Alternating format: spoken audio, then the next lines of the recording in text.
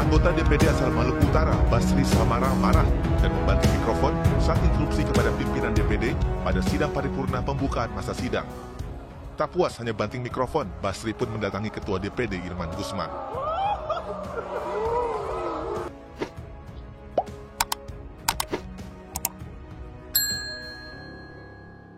Assalamualaikum warahmatullahi wabarakatuh. Balik lagi di kajian online Indonesia Gelap, Indonesia Suram. Tagline terkait berbagai pesimisme Indonesia, masa depan bangsa kita ini makin menjadi-jadi. Bahkan beberapa waktu yang lalu ada juga hashtag kabur aja dulu dari Indonesia dikarenakan ya saking susahnya, sulitnya mencari lapangan pekerjaan. Nah teman-teman, di tengah hiruk pikuk ini rupanya ada juga ini penambahan yang mungkin berita buruknya, yaitu saham IHSG yang makin turun teman-teman, anjlok. Kalau terbaru kemarin sudah turun 7%, sekarang bahkan rupiah itu sudah menyentuh 16.600 dan ini diprediksi terburuk sejak era 98 yang lalu. Tapi mirisnya sejumlah pejabat kita teman-teman, ya Menteri Keuangan sendiri menyebut bahwa Indonesia ini baik-baik saja, ekonomi kita masih baik-baik saja melihat berbagai penurunan kemerosotan ekonomi kita. Kok ini para menteri kita nggak merespon dengan serius? Kesannya itu ya dibiarkan saja. Ini IHSG turun dikarenakan investor-investor pada menjual saham-sahamnya. Sehingga ya saham di Indonesia makin anjlok dikarenakan para investor global tidak percaya lagi atau trustnya itu turun kepada Indonesia. Saya rasa ini bukan persoalan siapa pemimpinnya karena Pak Prabowo sudah melakukan yang terbaik teman-teman. Tapi ya ini tim pembantunya juga harusnya bisa effort lebih. Karena ya tanpa dukungan dari seluruh kementerian, ya jelas ini program-program positif yang sudah dicanangkan oleh Presiden Prabowo Subianto nggak akan mungkin berhasil, nggak akan bisa jalan. Jadi sekarang ya kita lihat Indonesia mungkin sedang diuji lagi teman-teman, ekonominya sedang goncang lagi seperti 98 dan mudah-mudahan nggak separah 98. IHSG turun dan mudah-mudahan nanti pekan depan mungkin bulan depan sudah mulai stabil lagi. Ya teman-teman, kita mau bahas dulu terkait ekonomi di Indonesia yang menurut sebagian orang, ya ini sebagian kelompok Indonesia gelap, kabur aja dulu, Indonesia nggak ada harapan. Apakah benar nih Indonesia sudah tidak tertolong dan apakah mungkin Indonesia ini bisa bangkit menuju Indonesia Emas 2040 yang selalu digembar-gemborkan oleh para pemimpin kita, baik itu Pak Jokowi dan juga Pak Prabowo. Kita bakal simak dulu ini pernyataan atau keterangan lengkap, komentar lengkap dari para ahli pakar ekonomi terkait masa depan Indonesia dan bagaimana solusinya mengatasi kemerosotan ekonomi yang saat ini menjadikan Indonesia dengan negara dengan gaji terendah, teman-teman, salah satu negara dengan gaji terendah dan biaya hidup yang cukup tinggi. Kita simak video selengkapnya yang kita ambil dari Kompas TV.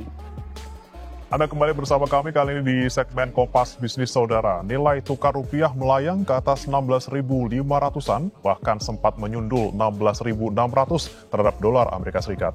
Dan apakah kondisi ini mirip dengan krisis moneter 98? Ekonom bilang kondisi Indonesia saat ini jauh lebih aman ketimbang masa lampau. Rupiah sekarang sedang tertekan pengelolaan fiskal dan tergerusnya independensi Bank Indonesia.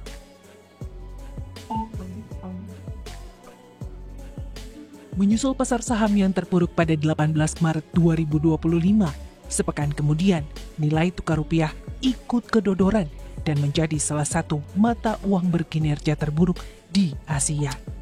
Rupiah bahkan bergerak mendekati level 1998 saat Indonesia diterjang krisis moneter. Sebagai perbandingan, rupiah pada tahun 1998, tepatnya 22 Januari, menyentuh rekor terburuk di titik 17.000.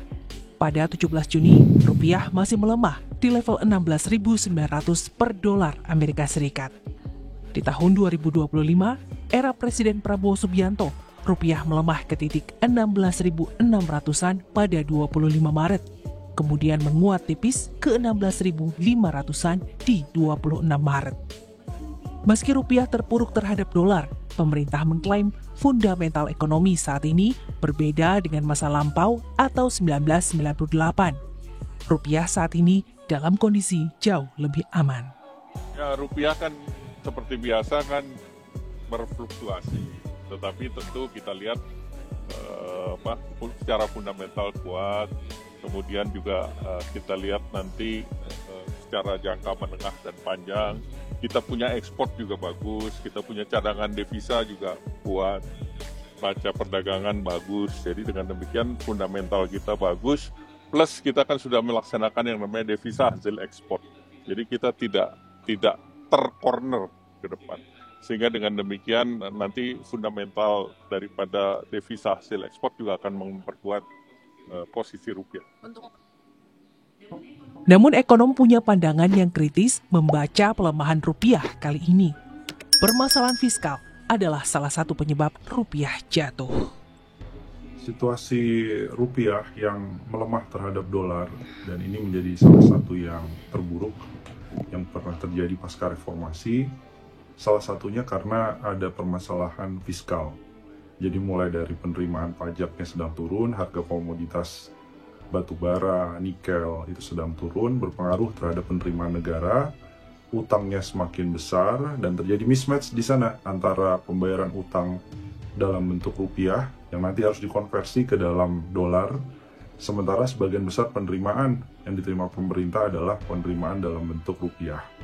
Jadi kebutuhan falasnya sedang tinggi sekali, terutama untuk membayar utang jatuh tempo dan bunga yang nilainya cukup besar. Tidak hanya kinerja fiskal, pengelolaan moneter oleh Bank Indonesia, kemudian menurunnya independensi Bank Indonesia turut memperparah kejatuhan rupiah. Dari sisi kebijakan moneter, ada beberapa hal yang dicermati yang berpengaruh terhadap rupiah. Meskipun cadangan devisanya masih besar, tapi suku bunga masih belum jadi instrumen untuk mendorong penciptaan lapangan kerja dan mendorong dari sisi permintaan domestik. Di sisi yang lain, Bank Indonesia juga terlihat makin turun independensinya, makin tergerus independensinya, terutama ketika ada anggota Bank Indonesia aktif secara struktural itu menjadi komisaris di Bank BUMN.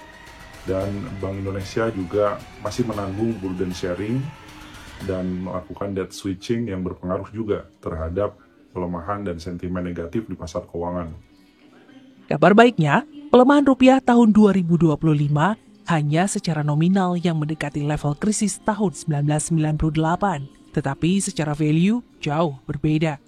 Fundamental seperti cadangan devisa saat ini dan keterlibatan UMKM sebagai penyokong kekuatan ekonomi. Kita bisa bandingkan dengan tahun 98, ada beberapa indikator ekonomi yang berbeda. Salah satunya adalah cadangan devisa hari ini lebih baik daripada 98. Kemudian dari sisi dominasi asing di surat berharga negara itu jauh lebih kecil dari tahun 98, yang artinya surat utang lebih didominasi oleh domestik, institusi domestik dan retail perorangan, dan ini membuat kita tidak terlalu banyak mendapatkan shock apabila ada gejolak eksternal yang berlebihan. Di sisi yang lain juga UMKM bagaimanapun juga masih menjadi tulang punggung dan menguatkan perekonomian. Jadi berbeda dengan tahun 98, sebagian UMKM sekarang sudah masuk dalam digitalisasi, sudah memperkuat dengan lapangan kerja yang cukup banyak. Walau secara indikator ekonomi saat ini, Indonesia jauh lebih kuat ketimbang 98, tetapi pelemahan rupiah adalah hal serius. Masyarakat masih banyak mengandalkan bahan impor seperti tepung dan BBM. Jika rupiah kalah terhadap dolar Amerika Serikat, barang-barang di tangan konsumen pasti lebih mahal. Diah Megasari Anjaya, Tim Liputan Kompas TV, Jakarta. Barusan kita sudah dengarkan teman-teman komentar dari para pejabat kita dan juga komentar dari para pengamat ekonomi, pengamat politik yang kayaknya ini bagai langit dan bumi, teman-teman. Di sini para pejabat kita mengatakan walaupun rupiah melemah tapi Indonesia masih kuat, kita masih punya cadangan devisa, kita UMKM-nya juga sudah lebih kuat daripada 98, tapi tidak ada raut keseriusan teman-teman dari wajah para pejabat kita yang mengatakan ya kan ini rupiah itu fluktuatif.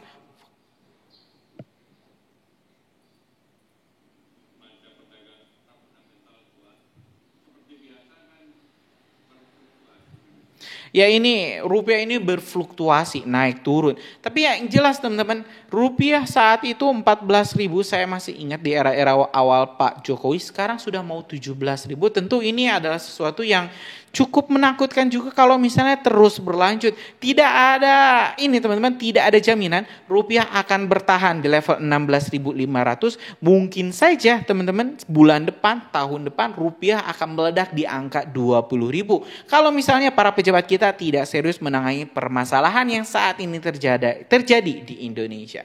Gimana pendapat Anda semua? Apakah Anda setuju dengan pendapat saya bahwa ini pejabat kita itu terlalu santai teman-teman, terlalu slow respon untuk menghadapi permasalahan ekonomi yang bisa saja menjadi bencana seperti era 98 krisis moneter yang pernah kita lalui. Mungkin itu informasi kita hari ini. Terima kasih. Assalamualaikum warahmatullahi wabarakatuh.